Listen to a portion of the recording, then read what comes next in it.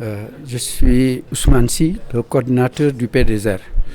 Cette dernière réunion du comité technique, la 6e, portait sur donc le passage en revue des réalisations pendant 4 ans, d'avril 2021 à maintenant, puisque le projet va se terminer le 31 mars 2025.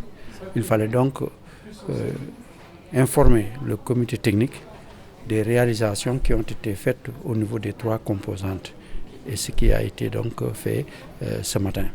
On peut apprécier la situation du PDSR à travers les réalisations de ces 3 principales composantes.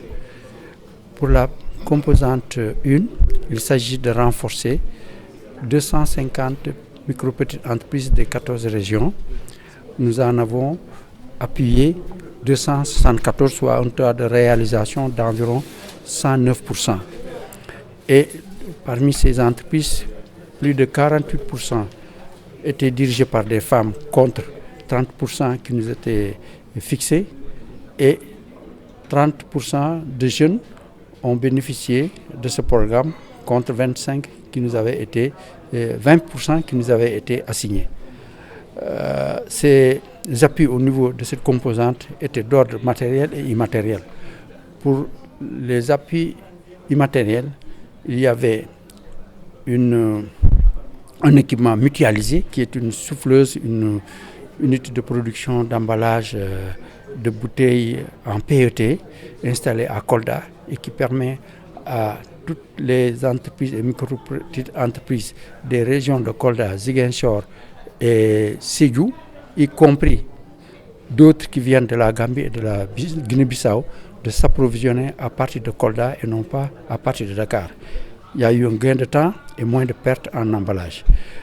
Ensuite, il y a eu des équipements de transformation primaire, de secondaire, qu'on a eu à donner à ces entreprises de l'agroalimentaire, mais d'autres secteurs ont été aussi concernés. Il s'agit de la confection couture, de la mécanique automobile, des salons de coiffure et de beauté, de l'industrie ou des entreprises de mécanique, de métallurgie et de bois. Ensuite, il y a aussi ceux de l'informatique. En gros, voilà les secteurs dans lesquels nous avons apporté un appui, mais aussi dans l'aviculture, il ne faut pas l'oublier, c'est très important. Et pour la partie immatérielle, on a eu à faire des formations en bonne pratique de fabrication d'hygiène pour améliorer donc la qualité et des produits et les lieux de production. Et aussi, il y a eu une formation en marketing digital qui a été très appréciée et que les femmes pensaient que c'était pas à leur portée, mais après avoir reçu cette formation pratique et théorique, elles ont vu qu'elles pouvaient donc s'approprier de cet outil qui est indispensable. On a réussi à faire des formations ciblées avec, par exemple, les artisans de Ngaye Mékhé en amélioration de technologies de production d'articles à base de cuir, et aussi à leur doter d'équipements pour donc pratiquer ce qu'ils ont appris. La composante 2, il fallait appuyer 5 laboratoires, nous en avons appuyé 6, et qui sont dans des dispositions ou dans des procédures d'accréditation à l'ISO 17025 ou ISO 1589. On a formé le personnel, on a établi un plan d'action pour donc répondre aux normes et on leur a donné les informations pour se mettre en conformité par rapport aux normes internationales, surtout sous-régionales au niveau de la SOAC. Pour la composante 3, il s'agissait de sélectionner 5 projets innovants.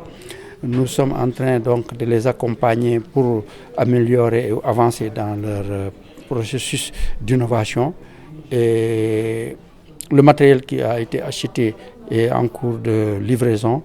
Il en reste un peu, mais nous pensons que d'ici la fin du projet, le 31 mars, nous pourrons aussi leur livrer le matériel dont ils ont besoin et qui a été approuvé par le comité de sélection qui était dirigé par le professeur Gala Diop un éminent professeur en neurologie.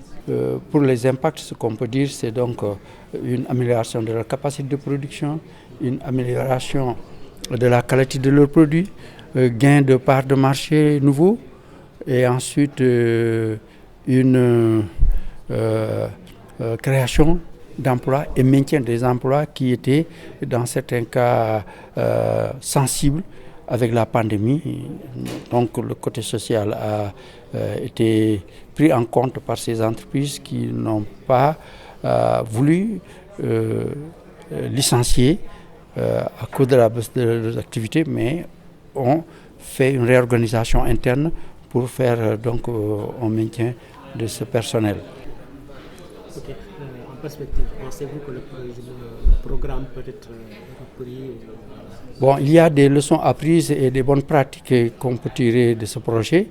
Maintenant, nous avons une phase de pérennisation que nous attendons du bailleur de fonds et nous avons soumis un document sur lequel nous allons, en relation avec justement les autorités sénégalaises, notamment le ministère de l'Industrie et du Commerce, voir comment le lier au référentiel 2050 et donc continuer à appuyer les PME et un plus grand nombre dans une deuxième phase qui pourrait se dérouler sur une période de 4 ans.